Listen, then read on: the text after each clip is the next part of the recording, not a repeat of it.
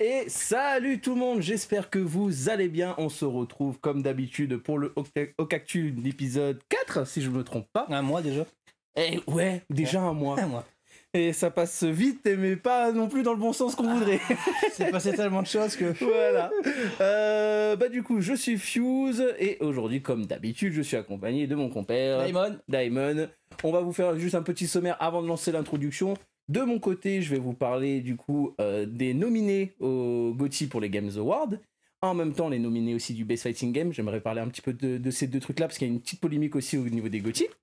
Et ensuite, je vais parler moi d'un jeu qui s'appelle Avoid. Et ensuite, on va parler du PS Portal de mon côté. Et d'accord, moi de mon côté, on va vers l'actualité cinéma. Donc évidemment, on a de l'horreur, hein, évidemment, du côté d'une nouveauté issue d'un roman de Stephen King, enfin d'une nouvelle de Stephen King.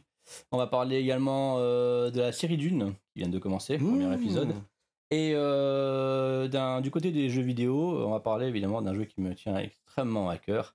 Que j'ai adoré, que j'ai tellement adoré, vous savez les enfants, j'en ai même, j'ai même la version arcade de ce jeu. L'engin, le truc ancestraux. Voilà, il est donc sorti, on va parler de ça. Ok. Et plein d'autres choses.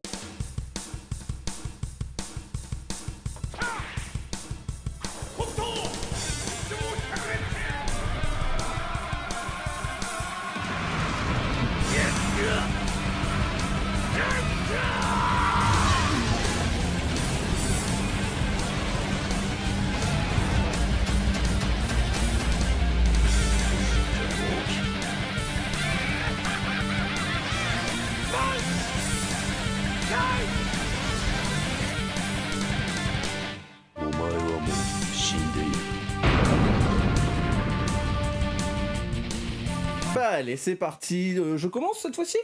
Bah vas-y. Allez, let's go. Donc du coup, nominé aux Games Awards. Donc les Games Awards, comme j'en avais parlé il y a 2 semaines du coup, qui vont se dérouler dans la nuit du 12 au 13 pour nous, donc vers les 5h30 du matin. Ah, ces fameux 5h là. Voilà. Du coup, ils ont donné leur nominé, c'était en début de semaine si je dis pas de bêtises. Moi, ce qui m'a intéressé pour nous en tout cas, pour pas que ce soit trop long, c'est les GOTY et les Best Fighting Games. Je vais commencer par les Best Fighting Games. Il y a au nominé donc Sparking Zero, Dragon Ball Z. En Fighting Games. En fait, bah oui. Pas en versus, on veut juste combat alors. Non, ils disent pas versus, ils disent Fighting Game et ils peuvent tout prendre. Donc du coup, t'as Sparking Zero, t'as Grand Blue Fantasy versus Rising, parce que c'est ressorti pour un nouveau jeu maintenant. Ça, je comprends. Marvel versus Capcom Collection. Il y a très peu de chances que je le vois gagner, parce que je trouve qu'il est sorti trop tard, et qu'en plus, bon, c'est une collection. Il est nommé. Il est nommé, ouais, au moins il est nommé. Et c'est déjà pas mal pour la pub, pour qu'ensuite, on a peut-être possiblement un Marvel vs Capcom 4 qui sortira. Mais déjà, moi je suis sûr que celui-là, ils vont le remettre à l'Evo. Ils vont le remettre à l'Evo, je pense. Peut-être pas dans le truc principal. Non, mais en mènerait ouais. Et ensuite, on a Tekken 8 qui était sorti en début d'année, comme je l'avais dit il y a 2 semaines. Moi, que j'ai envie de voir gagner. En fait, les 3 que je viens de citer, Grand Blue, Marvel et Tekken 8, ce seraient les 3 que j'ai envie de voir gagner. Et après, il y a Multiversus, que je comprends pas trop parce qu'il était déjà sorti, mais peut-être qu'il y a une réitération, un peu comme Grand Blue Fantasy versus Rising, je sais pas. Mais bon, on va se le dire sincèrement, je pense que c'est Sparking Zero qui va gagner, de par ses ventes. Je pense très fortement. Il y a même pas, j'aime pas Street Fighter, il y a même pas un Street Fighter 6 dans les nommés. Non, parce que Street Fighter 6 est sorti l'année dernière. Ah, c'est vrai, ok. Et je crois même que... Alors, il faudrait rectifier ou je regarderai plus tard, mais je suis pas sûr que c'est SF6 qui avait gagné le Best Fighting Game. Mais au moins le nommer. Je crois que c'était Multiversus d'ailleurs. Peut-être que je me trompe, mais peut-être que je me trompe. Voilà, mais voilà. Bon, moi de mon côté, allez, je prends ce Tekken 8 en premier. En deuxième, le Marvel vs Capcom Collection, juste pour donner peut-être un coup de boost, pour donner envie à Capcom de se lancer, enfin Capcom et Marvel surtout, de se lancer dans un nouvel épisode. Et après, sinon, vraiment en dernier, Grand Blue Fantasy Versus, parce que Sparking Zero, bien que c'est un bon gros jeu pour les casus, j'aimerais que ce soit les jeux traditionnels qui fonctionnent. Voilà, en tout cas pour ce côté-là. Ensuite, moi, je vais partir sur les GOTY. Alors, les GOTY cette année, c'est un peu lunaire. C'est Game of the Year. Ouais. En gros, voilà, c'est le grand Oscar, c'est comme le meilleur film aux Oscars. Donc, du coup, on a déjà un jeu indé et un DLC qui font partie des nominés. Un DLC. Le DLC d'Elden Ring. Ah. C'est ce qui a fait couler beaucoup d'encre. Donc déjà en jeu indé, on a Balatro. Je sais pas si toi tu l'as vu ce que c'était. Pas du tout. Balatro, c'est un jeu de poker, mais en full pixel art, où tu cherches à faire les meilleurs combos possibles. Et enfin, c'est un concept très particulier. Je vous mettrai peut-être quelques petits extraits. Ouais, mais mais c'est vraiment. Enfin, en fait, ça prend la base du poker, mais ça la décompose complètement. Ah, faudrait que je vois le jeu tourner. Ouais, faut que tu vois le jeu tourner, mais il y a vraiment un système où en fait ça devient addictif parce que tu veux faire tout le temps le meilleur combo possible. Parce que tu peux remasteriser un peu ton deck de cartes poker. Et Mister MV, lui, il est complètement tombé dedans et il y a plein de gens qui sont tombés dedans à la suite. Après, ouais, si c'est un côté arcade, ouais. Ouais, non, ça a l'air c'est full arcade, c'est vraiment addictif de fou. Donc on a le fameux DLC Elden Ring Shadow of the Earth Tree qui on a peur. C'est un débat, mais je pense que c'est lui qui va gagner. On a Astrobot. Astrobot, je le vois gagner dans le sens aussi où il a fait beaucoup de ventes et il a super bien marché. On a le Black Myth Wukong. Black Myth Wukong, j'ai un doute de par sa polémique qu'il a eu au début, mais j'ai un doute. Ouais, mais le jeu quand même. Mais le jeu, le jeu, il mérite de l'avoir, mais j'ai un doute là-dessus. Il y a FF7 Rebirth. J'aimerais qu'il gagne, mais en même temps pas trop, parce qu'il y a des trucs que je suis pas d'accord. Enfin, par rapport à d'autres jeux, je trouve que peut-être qu'il mériterait pas le GOTY. Et ensuite, on a Métaphore Fantasio, qui lui, par contre, je trouve qu'il mérite de l'avoir, mais je pense pas qu'il l'aura parce qu'il est trop niche. Et ça me surprendrait. Donc du coup, oui, pourquoi je vois le Elden Ring gagner? Parce que je vois pas pourquoi tu mettrais un DLC dans les nominés si c'est pas pour le faire gagner après. Et en fait, tout le... Oui. Tu as la raison, elle est là. Voilà, après on sait, hein, les Games Awards ou même tous ces trucs comme ça veut pas dire que c'est vraiment bien jugé et tout. C'est sûr souvent... que l'éditeur il a pas glissé un petit billet là. Voilà, exactement. Sachant que, c'est un truc que je voulais dire aussi, par contre Wukong, il y a eu les Game Joystick Awards et il a été sacré Ultimate GOTY de 2024 quoi. Donc ça donne peut-être un message, mais moi je vois vraiment Elden Ring gagner. Et ça a fait polémique parce que est-ce qu'un DLC a le droit d'être nominé et est-ce que ça vaut le coup du coup maintenant d'appeler Game of the Year et non pas DLC of the Year ou des trucs comme ça. Moi je suis mitigé entre les deux parce que c'est vrai que bon, j'ai pas encore fait ce DLC là parce que je suis en train de me refaire Elden Ring pour pouvoir me faire le DLC. Si le DLC il propose tout autant de contenu qu'un jeu fait, est-ce qu'il a le mérite d'être nominé? Moi je me dis ça peut mettre un coup de pied au cul de certaines certaines studios qui dit faut redoubler d'efforts parce qu'il y a moyen de. Il y a les mecs qui te font payer 39 € un DLC, mais par contre t'as autant de contenu qu'un jeu que t'as payé 69 balles chez un autre éditeur. Je vais pas mettre la faute. Et le jeu a déjà été rentabilisé. Voilà, exactement, tu vois. Et surtout en plus avec maintenant le nouveau format où si tu achètes Elden Ring maintenant en boîte, tu as déjà le DLC dedans quasiment. Ils sortent plus le jeu de base, t'as toujours le DLC à compris dedans. Donc après, mais je peux comprendre qu'un DLC ne devrait pas être dans le game. Enfin, je comprends il faut quand même faire une séparation. Mais voilà, c'était la petite polémique. Vous m'en parlerez du coup en commentaire de vous, ce que vous en pensez.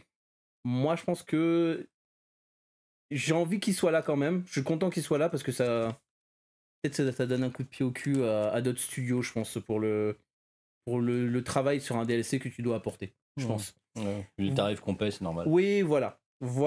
Donc, du coup, voilà, c'était un peu mes nominés, à vous d'en parler après en commentaire.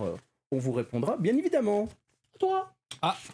Donc on parle évidemment actualité cinéma. On va commencer évidemment par le trailer de la prochaine adaptation de la nouvelle de Stephen King qui s'appelle The Monkey, qui est réalisé par Osgood Jenkins. Osgood Jenkins. Tu m'avais pas déjà parlé d'un autre film de Stephen King qui était aussi en train de se faire? Il y en a plusieurs. Ils ont enchaîné, ils enchaînent. D'accord. Non, j'avais parlé d'une série, me semble. Oui, c'était une série, oui. Mais voilà, là c'est un film, d'une nouvelle. Osgood Jenkins qui est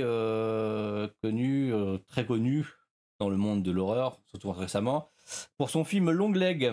Je sais pas si tu as vu Longleg. Ça me dit quelque chose de nom, mais non. C'est what the fuck. C'est un truc, c'est un film. Du même niveau que le Black Sheep ou pas? Non, parce que là c'est un film qui se veut sérieux. D'accord. Tu vois, Black Sheep c'est vraiment du what the fuck, c'est super drôle. Là c'est un film qui se veut sérieux.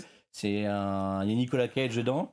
Et le truc, c'est quand on m'en a parlé, c'est un film qui cartonnait sur tous les festivals et compagnie. Ouais, génial, le film est extraordinaire. J'ai vu le film. Ah, t'as dit mon dieu. Floufi moi, on s'est regardé, on a dit what the fuck, qu'est-ce qu'on vient de regarder.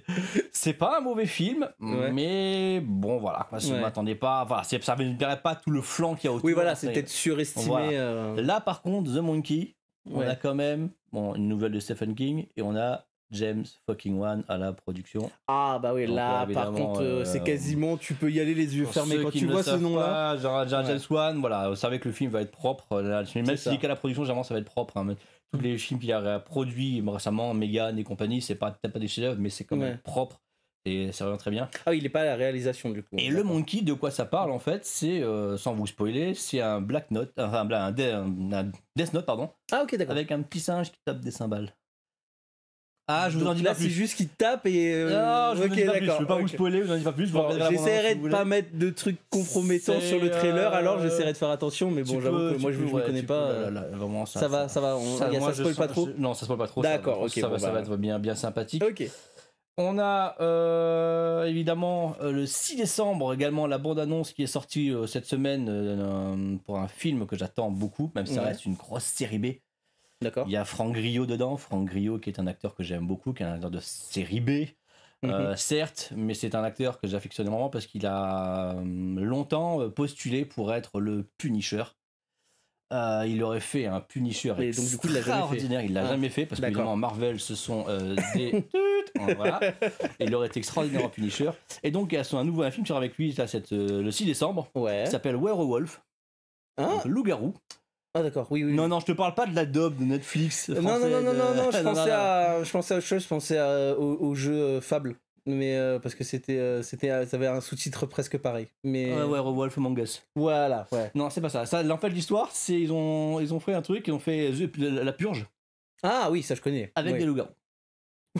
What the fuck. Donc tu dois rester ta case parce que les loups-garous. Le pitch, sans spoiler, le pitch de base. Il y a un an. Une lune dégueulasse a transformé la moitié de la population en loup-garou. Ça a fait un massacre pas possible dans la ville. Cette année, ça recommence. D'accord. Tu sais que je pense que c'est malin de faire ça maintenant parce qu'il y a une grosse hype sur le jeu Loup-garou, le jeu de société Loup-garou, je sais pas si tu vois ce que c'est. Et je pense que ça peut ça peut y jouer un petit peu. Ils ont fait un film tout pourri d'ailleurs sur Netflix, un film français Loup-garou avec Jean Reno et Ah ouais. Ah, une merde. Il y a un truc qui marche bien par contre, je crois que c'est le truc avec Canal+ en saison là, en épisode où il y a des stars et tout qui jouent à ce jeu-là, mais en réalité. Ah ouais, peut-être. À ce qui paraît ça marche parce que les mecs ils étaient trop contents d'apprendre qu'il y a deux saisons qui vont sortir en même temps. D'accord. Donc le 6 décembre au cinéma aux États-Unis évidemment. En France, on n'a pas encore de date, mais bon, je pense que ça arrivera aussi un peu plus tard. Sinon, au pire, comme d'habitude, en Blu-ray. Pour nous, évidemment, grosse nouvelle également pour les fans du Yoja. Le Yoja qui est connu sous le nom de Predator. C'est sa race, ça s'appelle la Yoja. Ah oui, non, j'étais complètement ailleurs là. J'étais en train de penser au Ouija. On a eu. Non, quoi the fuck. Excuse-moi. Non, là on parle vraiment du Predator. Le Predator, on a eu des nouvelles sur le prochain film Badland qui s'appelle Badland, la suite de Prey, entre guillemets. Ah oui. Tu as vu Prey? Non, j'ai pas vu Prey. C'est sympa, sauf que, comme j'avais dit sur ma chaîne YouTube, le problème c'est que il se frite avec une gamine de 50 kilos et je trouve ça un peu bizarre. Ah oui. Sinon le film est très bien, mais voilà, à part ce détail là, ça va. Donc là ils ont fait une suite et pour une fois, comme je le disais d'ailleurs dans ma chaîne YouTube, et comme beaucoup d'ailleurs d'entre nous l'ont dit, on aimerait bien avoir le Predator en héros et visiblement c'est ce qui va se passer. Il va atterrir sur une planète. C'était plus une menace dans le. Bah là en fait c'était comme d'habitude. Il arrive, il chasse et puis il fait le ménage et puis quand Barza il y a un humain qui le. Oui, qui arrive à le. Bon quand c'est Schwarzenegger, tu y crois à peu près. Quand c'est la gamine de 50 kilos, tu dis on se fout de la gueule là quand même. Ils se sont dit ça s'est passé comme ça pour Alien vs Predator, pourquoi pas. Non, parce que Alien vs Predator, il y avait des aliens en plus. Oui, c'est vrai qu'il y avait des aliens. Et la meuf, elle a aidé le Predator à survivre. Tandis que là, c'est une gamine. Une gamine, hein. Une gamine qui n'arrive même pas à chasser, parce qu'au début du film, on te voit qu'elle est mauvaise chasseuse, elle n'arrive même pas à chasser. D'accord. Elle te tue un Predator. What the fuck. Mais à part ça, le film était sympa. Bon, bref, là, ils ont vraiment opté sur parti sur un truc qui, moi, je rêve de voir depuis des années. C'est le Predator qui arrive sur une planète et c'est lui qui est traqué. Ah oui, ça peut être intéressant. Ça peut être très bien. Apparemment, il y aura aussi des humains, mais c'est ce qu'on a eu comme info cette semaine, ce sera lui le véritable héros de l'histoire. D'accord. Ah, en plus, ils ont dit traquer dans le sens où c'est même pas des humains qui le traquent, c'est autre chose. Apparemment, il y aura des saloperies. J'ai vraiment hâte de voir ce que ça va donner. Ah non, ça peut être cool. Ça va être bien. Et on a également la sortie en décembre qui était confirmée d'un film qui a eu 21 prix sur différents festivals, qui s'appelle How to Kill a Monster. Il a eu d'ailleurs le prix du meilleur film, prix des VFX. C'est un petit budget, certes, mais si vous aimez l'ambiance des vieux films Evil Dead, avec l'humour anglais et des vannes, machin, mais du gore et des monstres partout, vraiment à surveiller. How to Kill a Monster est annoncé. Voilà. Bah, il a déjà eu des prix alors qu'il n'est pas encore sorti. Une fois qu'ils font déjà les tours sur les festivals et après ils font la sortie. Ouais, d'accord. Et il est annoncé, lui, par contre, il est déjà annoncé lui en Blu-ray l'année prochaine. Donc lui, par contre, c'est directement à la cage, j'ai même pas besoin de regarder. Bah nice. C'est sûr et certain. Ça marche. T'as fini ton tour de cinéma, ouais. Ok, bah allez, moi je pars sur un petit jeu qui m'a un petit peu interpellé, on va dire, qui s'appelle Avoid, je pense que c'est comme ça que ça se prononce. Jeu qui sera exclusivement sur PC et Xbox, qui a une sortie le 18 février 2025, et qui serait plus ou moins un petit apéritif avant la sortie de Elder Scrolls 6, si jamais un jour il sort. Donc du coup, pour ceux qui savent, donc Skyrim, les trucs comme ça, là en fait c'est développé par Obsidian. Alors Obsidian, c'est ceux qui ont fait le MMO Neverwinter 2, Star Wars KOTOR 2, le Fallout New Vegas, donc un des meilleurs de la série Fallout, South Park, le tout premier, le bâton de la vérité, et surtout ils sont maintenant très connus pour celui-là, c'est le Pyre of Eternity, donc c'est un peu le Baldur's Gate mais de leur côté. Et en gros c'était plus ou moins le successeur de Baldur's Gate 2, au moment où Baldur's Gate 3 n'était pas encore sorti. Tout le monde allait sur ce jeu-là pour pouvoir profiter encore de ce style de jeu-là. Donc on arrive avec Avoid qui sera dans le même univers que Pyre of Eternity, sauf que là ils n'ont pas du tout voulu faire la 3D isométrique vue de haut, ils ont voulu partir sur un FPS à la Skyrim. Moi je trouve ça bien. Mais après, bon, j'aime tout. J'ai fait autant. Tu m'as perdu. Oui, non, ça c'est sûr. De toute façon, 3D isométrique de haut, je t'aurais un peu perdu aussi. Non, ça va. On jouait à jeu à l'époque. Donc c'est comme à la Skyrim. Donc il y a pas mal de. Pendant la Paris Games Week, en fait, il y a les développeurs qui sont venus là-bas pour proposer à différents journalistes des sessions de jeu de entre 1 heure et 2 heures. C'est majoritairement pour le gameplay qu'ils sont partis tester. Donc du coup, j'ai regardé un peu des tests. Et ce que j'ai pu noter, moi, c'est que je trouve que la direction artistique est vraiment cool, est vraiment belle. Par contre, c'est pas un open world comme un Skyrim ou un Elder Scrolls. Il casse les couilles avec l'open world. Il casse les couilles avec les open world. C'est ça, là-dessus que j'ai envie d'y aller. Moi, ça me dérange pas du tout que c'est pas un open world ou que ce soit un semi-open world, c'est-à-dire des grandes zones ouvertes. Mais on va dire il y a un biome à chaque fois. Moi, je préfère que ce soit un peu plus recentré, comme ça tu profites vraiment de l'histoire à fond, et c'est ce qu'ils ont dit en fait aux journalistes. Nous, pourquoi on a fait ça? C'est pour déjà être un peu plus... C'est plus facile de se focus sur l'histoire qu'on voudra proposer et sur le cheminement de notre scénario, si c'est si ça pas couloir non plus, mais que c'est pas restreint et que c'est pas bloqué par un open world où tu vas faire plusieurs quêtes annexes et que, enfin bref, tu te perds dans tous les points d'intérêt. Donc moi, je suis plutôt cool avec ça. Bien évidemment, étant les papas de Pillage of Eternity, les dialogues vont impacter tout l'issue de l'histoire. Donc on a pu le voir un peu d'ailleurs dans les tests. En fonction de ce que tu réponds, un PNJ peut devenir ton allié comme un ennemi et tu peux le buter et tu le retrouves plus du tout dans l'histoire. Là-dessus, on peut compter sur eux. Je pense qu'on pourra avoir vraiment différentes situations de scénario. Quand tu regardes Fallout New Vegas et que tu regardes Pillage of Eternity, t'as pas à t'inquiéter là-dessus, donc moi je trouve que c'est un bon point. Petit défaut, c'est qu'il y a que 3 arbres de compétences, on dirait. Tu peux soit juste être barbare, et donc du coup arme au corps à corps, mais tu peux manier 2 épées, tu peux modifier tes armes et tout, donc ça a l'air d'avoir quand même un gros panel de modifications.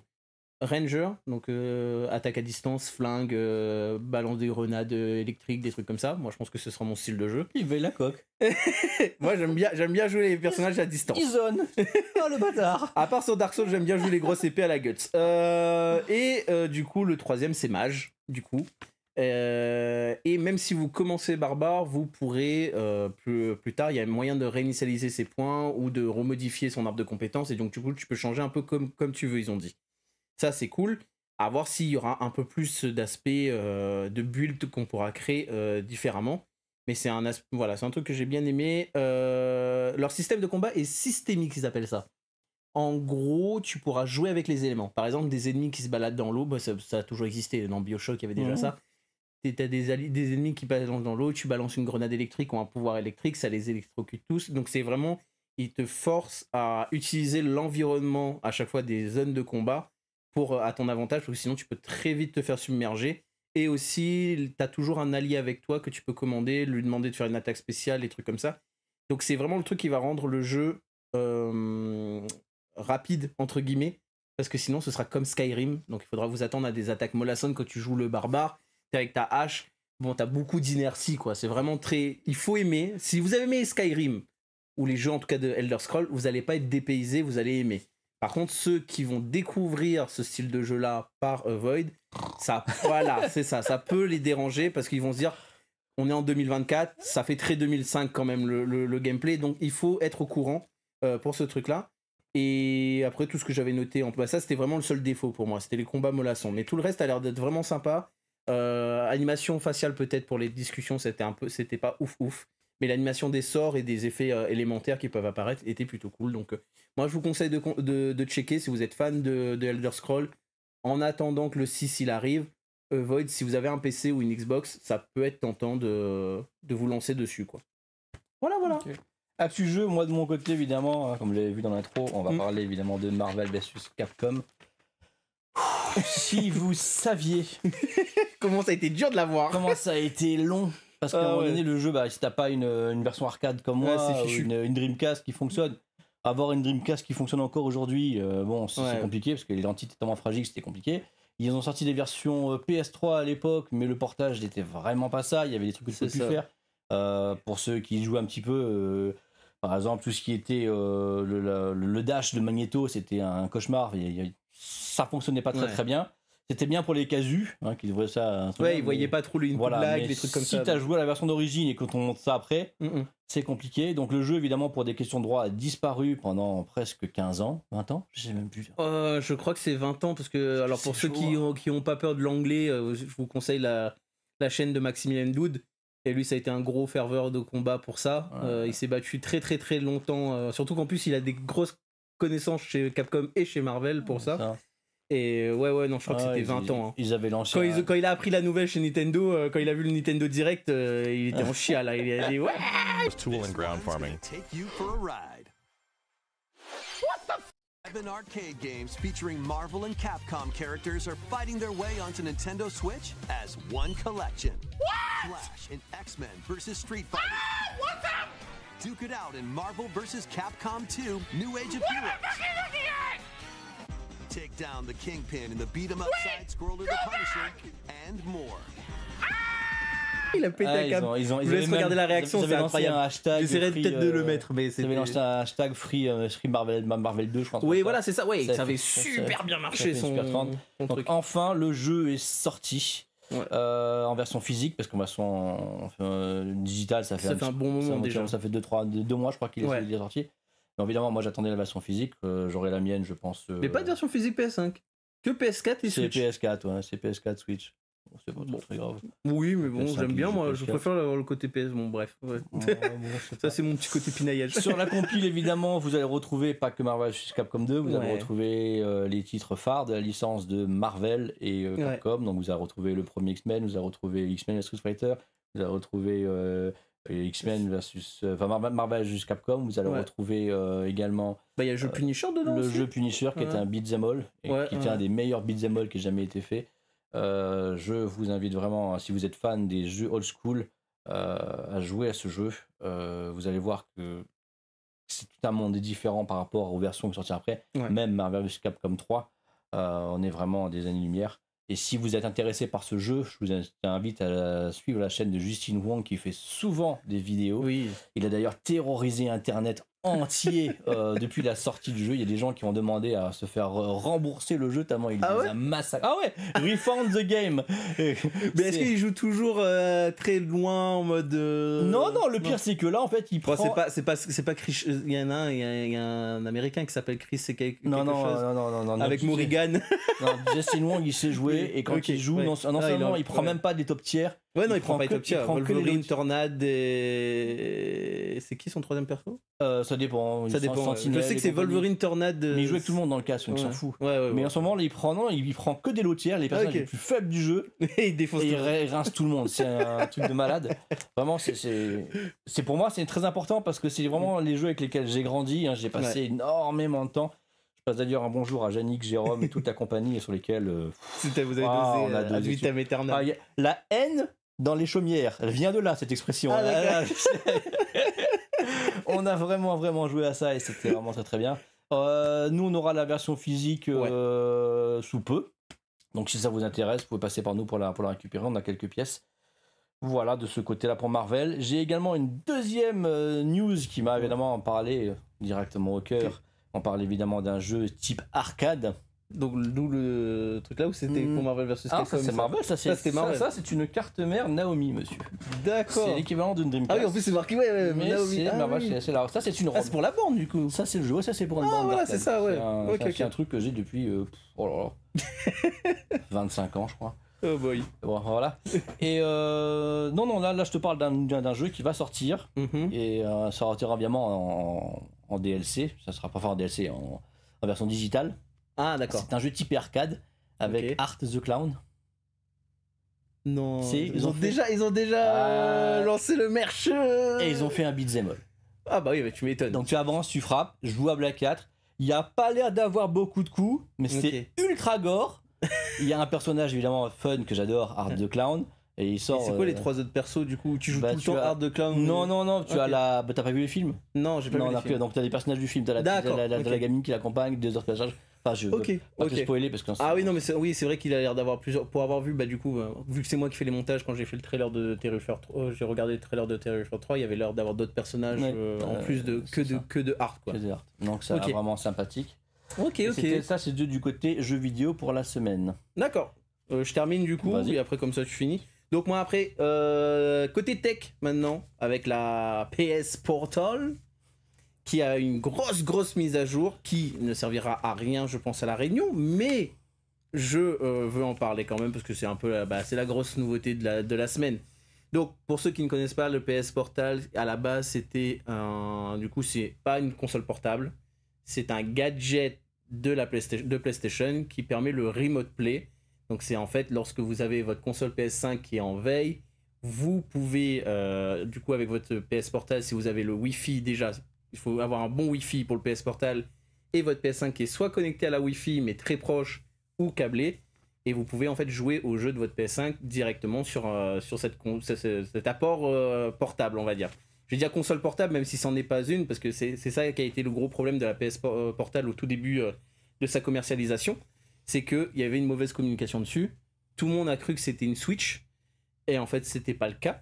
Et parce que tu peux pas du tout mettre de jeu ou quoi que ce soit dessus. Mais malgré ça, elle a super bien marché la PS Portal. Ça se vend. Je comprends pas les gens. En fait, en plus, c'est surprenant parce que ça se vend énormément alors que tu peux avoir le Remote Play sur téléphone, iPad, PC, je pense. Ah, mais la taille de l'écran, peut-être, non? En fait, c'est du LCD. Oui, c'est une taille d'écran. Je crois qu'elle est un peu plus grande qu'une Switch, je pense. Et je pense qu'il y a le côté avoir la manette PS5 en même temps. En plus, je pense que ça apporte là, mais c'est quand même 219 € prix métropole. Je préfère jouer sur ma console. Je préfère aussi jouer sur ma console. Faut pas déconner. Après, je pense que de toute façon, c'est un truc qui sera intéressant que pour certaines personnes. Typiquement, c'est une personne qui a qu'une seule télé. Vous êtes plusieurs chez vous. Il y a moyen, au moins tu peux jouer à ta console pendant que l'autre il monopolise la télé par exemple, des trucs comme ça. Mais ou sinon que t'as pas envie d'être sur ton fauteuil, ce qui peut. Moi personnellement c'est un peu mon cas, j'ai un fauteuil gaming qui a coûté 350 €. Il y a des moments t'as mal au cul, tu as envie juste de t'allonger, si tu peux jouer en même temps. Fauteuil comme ça, là t'es bien. Bon voilà, bref, on digresse, mais bon malgré tout, malgré ces trucs là, ça a super bien marché, assez pour que Sony, à ce qui paraît, envisage même un retour d'une vraie console portable. Ça, j'y crois moyen, parce que la mise à jour qu'ils ont apportée, du coup, depuis le 20 novembre, c'est du coup la possibilité de jouer en streaming via le cloud avec le PlayStation Plus Premium. Donc vraiment le truc que tu payes le plus cher. Alors attends. Tu payes ta console. Non, par contre, là, grâce à ça... Tu payes ta console, t'achètes une PS5 pour jouer au portable. Oui. Non, mais c'est ça l'avantage, c'est ce que je veux venir dessus. Grâce à ça, tu as plus besoin de la PS5. What the fuck? Parce que vu que là tu connectes à ton compte. Voilà, t'as juste à créer un compte, tu crées ton, tu t'abonnes au truc premium et t'as pas besoin de PS5. C'est ça là. Ouais, t'allais dire qu'en plus, non. Faut arrêter les fois. Tu as besoin de la PS5 si tu joues que avec le système de Remote Play. Par contre, si tu pars sur ce principe-là, ça permet aux gens qui veulent juste mettre que 250 € entre guillemets pour la réunion, je pense que ça doit être plus ou moins ce prix-là, de prendre après l'abonnement premium. Tu as 120 jeux PS5. Dans les 120 jeux du catalogue actuellement, je crois qu'il y a du Last of Us, il y a un peu de trucs de chez Ubisoft, genre Assassin's Creed Valhalla, il y a Spider-Man Miles Morales, il y a des gros jeux et des jeux indés, quoi. Mais du coup, streaming cloud, je pense mais c'est que du streaming. C'est que streaming, c'est ça. Moi, j'aurais bien... Parce qu'en fait, c'est ce qui m'a donné un peu le doute, c'est quand j'ai vu que, bon, ce sera du coup le système, tu joueras soit en 1080p ou en 720p, c'est en fonction de ta connexion. Il te propose les deux dans les paramètres. 60 fps, ça c'est bien, parce que la Switch parfois ne le fait pas. Et j'avais vu 100 Go de stockage. Et je dis, ça veut dire que tu peux télécharger le jeu et le jouer. Non, c'est 100 Go de stockage de données, c'est pour tes sauvegardes. Parce que toutes les sauvegardes partiront sur le cloud. Et donc j'avoue que ça c'est un peu le truc dommageable, c'est que j'aurais aimé avoir un système comme Xbox avec le Game Pass, c'est-à-dire que tu télécharges le jeu, et après le jeu il est définitivement sur ta console et tu peux y jouer quand tu veux. Que ce soit connecté ou non. Ça aurait été mieux parce que là, dans la situation où on est nous, en métropole, ça marche bien. Japon, si tu as une bonne connexion. Mais ici, au Japon, certainement. À La Réunion, ça marchera pas. Déjà, je sais pas s'il y en a certains qui ont eu les mêmes mauvaises expériences que moi. J'ai loué un film et j'ai acheté un film. Dans les deux cas, je ne pouvais pas lancer le film. Parce que il me disait j'étais trop loin du serveur et qu'il voulait pas me le lancer. Donc du coup, je me suis fait baiser là-dessus. S'il y a des gens qui ont quand même... C'était pas comme film c'était un Final Fantasy VII Advent Children. Mais il faut acheter le Blu-ray, monsieur. Il y a oui, bien sûr. Donc voilà, après... petite nouvelle sur cette mise à jour. J'aimerais, si jamais vous en avez une de PS Portal et que vous pouvez parler en commentaire et que vous avez testé le cloud, est-ce que ça vaut le coup ou pas? Moi, déjà en métropole, quand j'ai regardé la vidéo de Esquive la boule de feu sur Bloodborne, quand il parlait du mode streaming pour pouvoir jouer sur PC, le PS Now, le PC Bloodborne, ça saccadait de ouf. Donc moi personnellement, ça me fait un peu peur. Mais donc voilà, quand même. Je voulais en parler parce que c'était une grosse mise à jour et que voilà. Fini avec l'actu série. Évidemment, avec la fin de la deuxième saison de Tulsa King. Ah, c'est fini du coup. La deuxième saison est finie. Série qui est ancrée par Taylor Sheridan avec promo d'ailleurs sur Paramount. 40 balles l'année. 40 balles l'année. Ça me tente un peu, mais j'ai pas d'argent. Avec évidemment Arnold Schwarzenegger. Non, Stallone, ouais. J'aime tellement les deux de toute façon. Ouais. Stallone est mon idole. Hein. C'est mon héros vraiment quand vous voyez sa vie, ce qu'il a vécu. Monter et descendre, relever, revenir à chaque fois, vraiment, c'est multiclasse. Ce mec-là, c'est. Je sais pas si t'as vu la vidéo de Durandal sur son truc de Rocky, c'est bien. Franchement, Stallone. Je vous conseille de regarder. Mon héros. Bref, la deuxième saison est donc finie, même si j'étais un peu déçu, je vous avoue. Ah, il voulait continuer, lui, il voulait. Non, il y aura une troisième saison, il n'y a pas de problème. Le souci, en fait. Ah, ça finit. Ah, d'accord, c'est pas fini. Non, c'était fini. La deuxième saison qui est finie, il y aura une troisième, vu comment on finit celle-là, c'est obligé qu'il y ait une troisième de toute façon. Le truc, c'est qu'en fait, la série donc, a été créée par Taylor Sheridan. C'est aussi Taylor Sheridan. Ah, bah oui, il est partout, le mec. Putain. C'est que sur la deuxième saison, il n'était pas là. Il était là juste en tant qu'exécutif producteur. Parce qu'il était en train de créer une autre série qui s'appelle Manland. Ok. Qui est là disponible, les 2 premiers épisodes. Pareil, Taylor Sheridan, vous pouvez y aller. Le truc. Ce mec, dès qu'il écrit une série, c'est banger, c'est extraordinaire. Et sur la saison 2 de Tulsa King, tu le sens malheureusement qu'il est plus là. Même si évidemment ça reste sympathique. Stallone, toujours aussi charismatique. Mais voilà, tu sens qu'il n'y a pas le même niveau que la première. J'espère qu'il reviendra pour la troisième. Et qu'il sera un peu plus impliqué dans l'écriture justement. Parce que bon, ça m'a fait un petit peu déçu par rapport à ça. Même si ça reste quand même une bonne série. Et la grosse actu de la semaine évidemment, c'est la sortie du premier épisode sur HBO de Dune. Oui, tu avais parlé. Le premier épisode est sorti et moi je n'aime pas du tout les films de Villeneuve. C'est encore le moment. Je vais regarder moi Dune là parce qu'il est sur Netflix le premier, le 1, le film. Ouais. Et je vais le voir. Le premier. Ah, tu vas pas encore regarder? Non, je vais le voir là. Donc c'est le moment évidemment dans la vidéo où je me fais des ennemis. Je n'aime pas ces deux films de Villeneuve. Je suis désolé. Autant son style colle très bien pour sa version de Blade Runner qu'il a fait avec Harrison Ford et Jared Leto, qui était vraiment très bien pour ça, parce que le style de Villeneuve, en fait, c'est sa façon de faire ses plans, en fait. Ouais. Tu as des personnages et puis derrière, c'est vide. Tu vois, et puis il y a beaucoup de contemplatifs. Oui. C'est-à-dire qu'en fait, tu as des plans. Moi, c'est un truc qui me ça. dérange pas du tout. Moi, j'aime bien le contemplatif perso. C'est long. Ouais. Après, oui, il faut peut-être pas que. Ouais, enfin, moi, quoi que si, j'aime bien. Et puis toi, t'es là. Sachant qu'évidemment, à l'époque, en tant que référence sur Dune, on avait quand même la série de sci-fi qui mettait quand même 1000 au film de Villeneuve, par rapport à sa fidélité, son adaptation des romans. Ouais. D'accord. C'est vraiment machin. Et quand tu vois les films de Villeneuve qui sont, oui, vous avez peut-être aimé, on se fait chier. Je suis désolé. En plus, je vous dirai mon avis peut-être la semaine prochaine. J'essaierai de le regarder. Les acteurs en plus dedans, excusez-moi, mais Chalamet en héros, personne n'y croit. Zendaya, moi je suis pas un grand fan non plus. Batista dans le 2, on se demande qu'est-ce qu'il fait là. Enfin bref, c'était pas terrible. Et là, la série, ils ont pourtant gardé les mêmes codes que les films, donc le contemplatif. Non, justement, la façon dont quand je parle des codes, en fait, c'est surtout du côté, comment ça s'appelle, design. D'accord. Ils ont gardé le même code de design, ils ont gardé la même façon. La même direction artistique. La même direction artistique. Mais quand tu as un plan, tu as deux personnages, derrière il se passe des choses. Et tout de suite, d'accord, ça veut plus vivant. Tout de suite, c'est plus intéressant. Ouais. Alors oui, ça parle beaucoup. Ouais. Mais ça parle pour raconter des choses, parce que c'est en train de mettre la série en place. Ça serait une mini-série, il y a 6 épisodes qui sont prévus. D'accord. Okay. Ils vont peut-être, je pense, vu le succès, développer par la suite derrière. Après. Mais en un épisode là, j'ai pris plus de plaisir à regarder un épisode là que les deux films de Villeneuve réunis, parce que c'était est-ce que, alors, catastrophiquement néophyte comme moi, ça reprend tout le début de Dune. Donc est-ce qu'on revit ce qu'on a vécu dans les films? C'est ce qui se passe. Ok. Bien avant. C'est pas non plus, c'est pas inutile si t'as déjà vu les films. Et là où c'est très très très fort et très intelligent, c'est qu'en fait ça te parle justement des dangers qu'on a actuellement dans notre société. C'est-à-dire les dangers de l'IA. Ok. Et les dangers du matriarcat et du patriarcat. Voilà, donc ça ce sont les deux gros thèmes qui sont abordés dans la série. Et c'est vraiment fait de façon très intelligente. On y retrouve également Travis Fimmel. Ça me dit quelque chose de nom, mais là j'avoue le visage me dit rien. Nani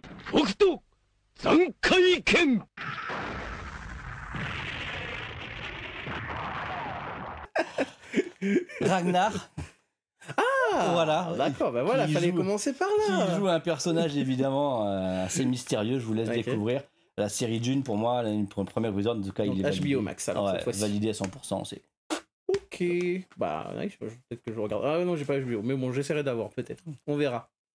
C'était tout pour toi? C'était tout pour moi. Eh ben c'était tout pour moi aussi. Ben, j'espère que vous avez aimé. On vous invite bien évidemment à vous abonner, liker si la vidéo vous a plu. D'autres choses à rajouter, je pense pas. Donc nous on est toujours sur statu quo au niveau de la boutique, hein, c'est comme ça. Voilà. On avance. On propose différentes précommandes. Encore une fois, n'oubliez pas de checker les réseaux sociaux. Il y avait donc du coup sur Instagram et Facebook notamment, parce que c'est là qu'on va mettre les précommandes. Ouais, pour l'instant, on n'a pas le choix. Comme ça, vous pouvez directement nous contacter, vous nous donnez les différentes coordonnées, les trucs comme ça, et on s'occupe de tout. Et on se retrouve lundi prochain. Lundi prochain. Et je vous donnerai mon avis sur Dune peut-être. Voilà, à plus, bye bye.